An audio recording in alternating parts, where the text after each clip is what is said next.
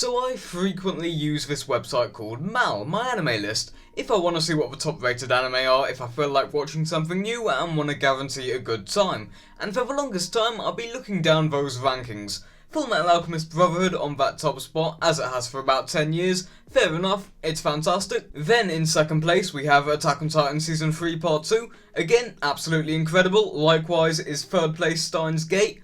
Also far some of the most popular anime to ever grace our screens, especially here in the West. And then when you scroll down once more, Gintama, again, Gintama, and again, Gintama. Gintama, Gintama, Gintama, Gintama, and even more Gintama. In fact, 6 of the top 15 spots are occupied by just Gintama. So with this show shoved in my face, I thought, you know what, it must be up here for a reason, why don't I check it out? And I was a bit hesitant when I realised for the first time that Gintama isn't your everyday Shonen Jump anime like Naruto or One Piece, as it instead focuses on comedy. And that's always a bit of a red flag for me. I don't know what it is about anime comedy, but there's no middle ground. It's either hilarious or the worst thing I've ever seen, because of course it is completely personal preference. It's easy to say some anime are objectively bad, but with comedy anime, most of the time you just don't like it because you simply don't find it funny. And of course that sounds obvious, but there have been some critically acclaimed well-renowned anime, such as Konosuba and No Game No Life,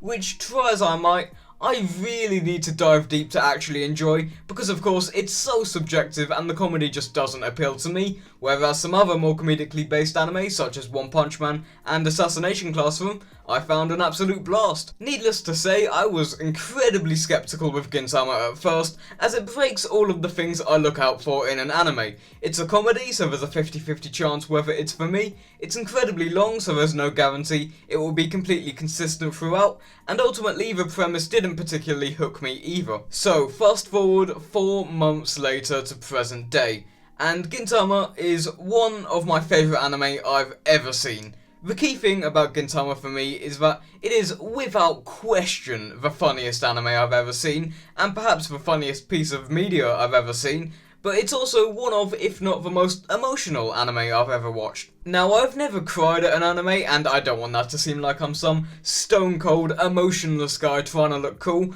I'm naturally just not that emotional when it comes to watching shows, but man, some of those episodes just after the episode 300 mark, they got my eyes watering, that's for sure. I mean, the only other anime that have gotten me to that point, I suppose, would be perhaps Steins Gate and maybe Violet Evergarden, but I certainly did not expect it from what at the end of the day is a comedy. But I feel like I'm jumping the gun here. Let me start by talking about the premise and give a little bit of context about this show. So Gintama is a long-running Shonen Jump manga/anime, and in this video I'll just be talking about the anime that began airing in 2006 and came to a conclusion with the final movie earlier on this year. It's set in 1860s Edo, Japan, in a world invaded by aliens known as the Amanto, leaving for a blend of modern technology with traditional Japanese society. The series follows protagonist Sakata Gintoki, a war veteran in his late 20s who's a samurai infamous during the Juai War, a war set 10 years before the start of the series, aimed at preventing the Amanto occupation of Edo,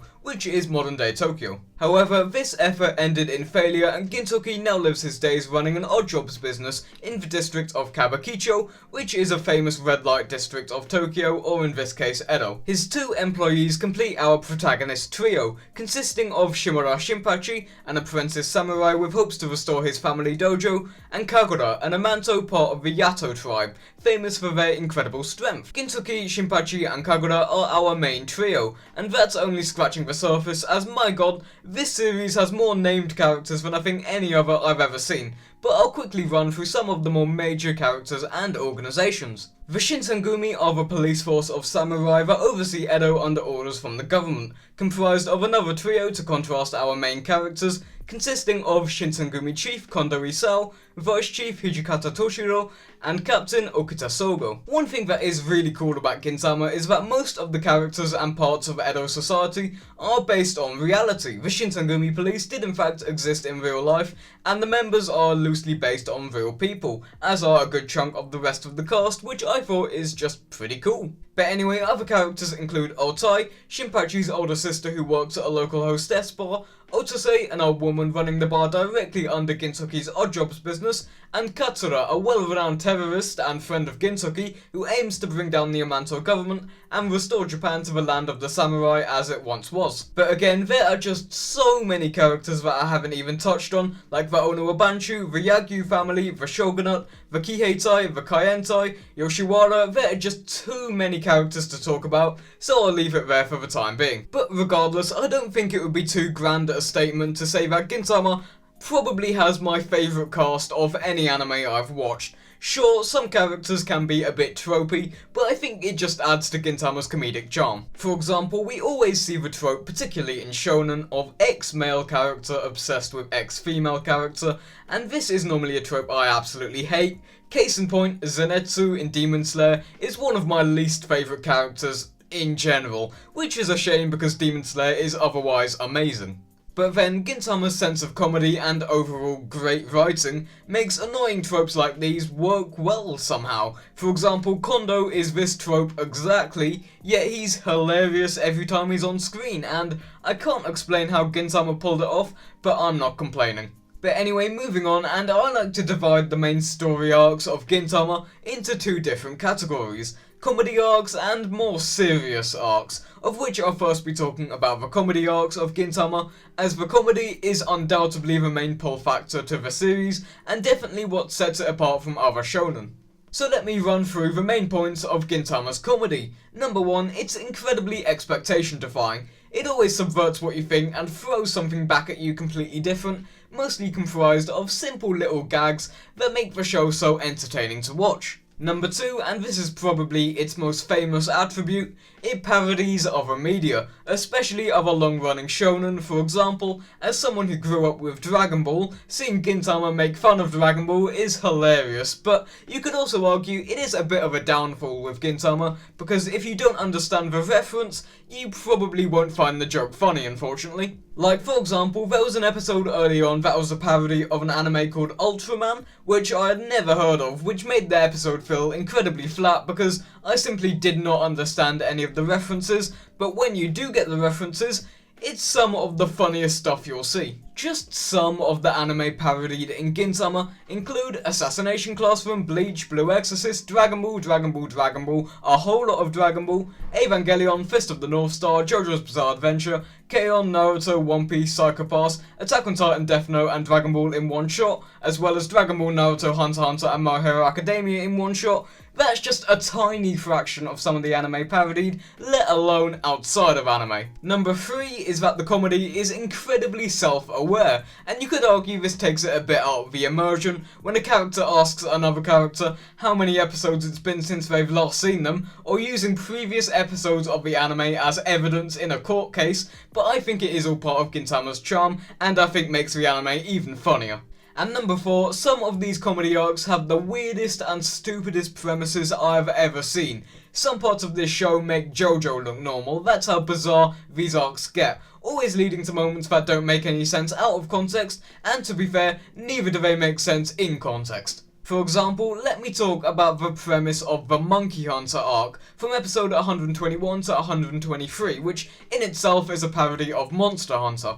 So after a night out drinking, Gintoki is abducted by aliens in yellow latex bodysuits who turn his penis into a screwdriver to fix their broken PSPs. This causes Gintoki and Ko to hop onto Monkey Hunter, a popular MMORPG in search of revenge. Yep, I'm not lying, that is an actual premise to a legitimate arc in Gintama, and it is fantastic. And some of the funniest moments in the anime aren't even reserved for arcs that are purely comedy. For example, the Yagyu arc from episode 76 to 81 is one of the more serious arcs in the series, but anyway, as I said, I'm gonna get onto the more serious stuff a bit later, but for some reason, episode 79 is a complete 180 from the otherwise grounded and important arc. This scene is actually pretty notorious. The toilet paper fight scene from episode 79 is probably the first out of context clip I ever saw from Gintama on YouTube, where right in the middle of a major fight, 4 of the characters suddenly decide they need to take a number 2, but only have sandpaper to wipe, which ensues with a Death Note-esque mind battle over whether they should use it or not,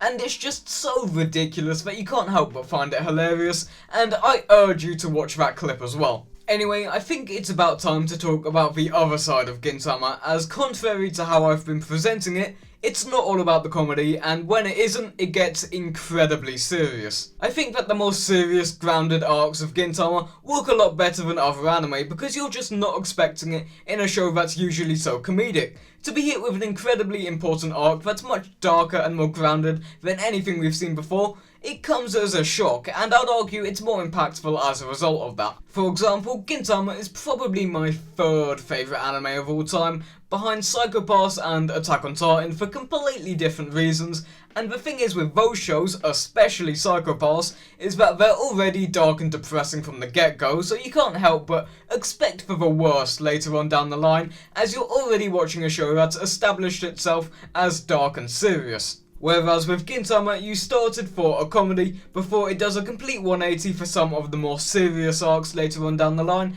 making it feel a lot more unexpected and hit emotionally harder, and vice versa. I don't imagine an anime like Attack on Titan to suddenly become a comedy either. To be fair, this transition can make it a little bit jarring at times. For example, going from my personal favourite comedy arc in the entire series, the Aoi arc, to the infinitely more serious Shinsenkumi Crisis arc with only one episode in between, it can definitely be hard to adjust, but that's just the way Gintama works. The thing is, with these more serious arcs, is that the best that Gintama has to offer is quite a long way into the series. For example, my four favourite arcs are the Yoshiwara in Flames arc, the Courtesan of a Nation arc, the SA arc, and the FS arc, which I'll just be going by acronyms because of spoilers. They're all quite a long way into the series. But it is these serious arcs throughout the series where Gintama is at its peak. The animation, the writing, the soundtrack, the voice acting, everything is top quality during these parts, especially the two I mentioned earlier, the SA arc and the FS arc, from episodes 300 to 316.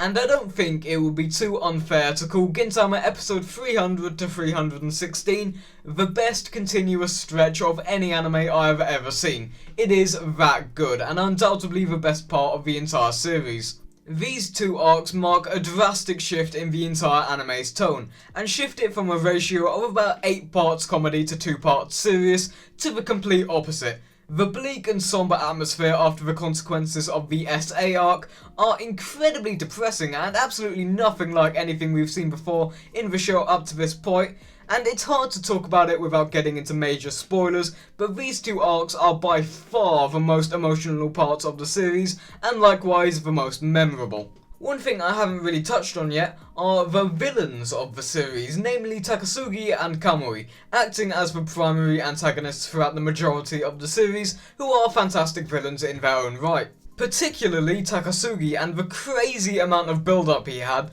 from his first proper appearance with Gintoki in episode 17, all the way to their eventual confrontation almost 300 episodes later, which is insane. Takasugi is a great villain with somewhat understandable motives without being evil for the sake of being evil, especially later on down the line as his, Katsura and Gintoki's backstories are unveiled, and that's something quite interesting about Gintama actually. Despite being the main character, you really have to go a long way in to finally get some backstory on Gintoki, which I like. They don't give his backstory to you all at once. It's more tiny pieces of info throughout the course of the series before all this backstory culminates into a complete picture of how Gintoki became the person he is now and the struggles he's had to overcome throughout his life. But with that being said, there's not really much more I can say about the more serious arcs of Gintama because they're so full of spoilers, and I really do not want to spoil Gintama for anyone, as I would urge anyone watching this video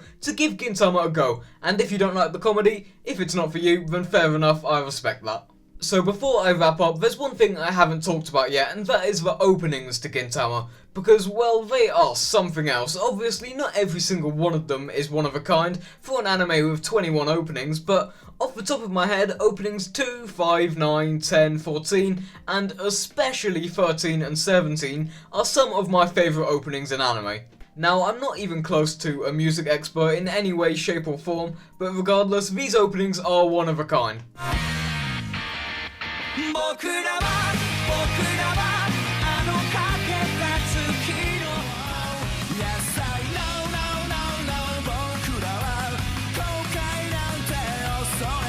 Oh, and also going back to how Gintama parodies everything, that includes itself in its own openings. I mean, I don't think anyone would believe you if you were to tell them that these 3 shorts are taken from openings from the same anime. But I think I'm gonna end this video here. Gintama, is it hilarious? Absolutely. Is it inversely sad? Again, absolutely. And with that, I'll see you in the next video. Bye.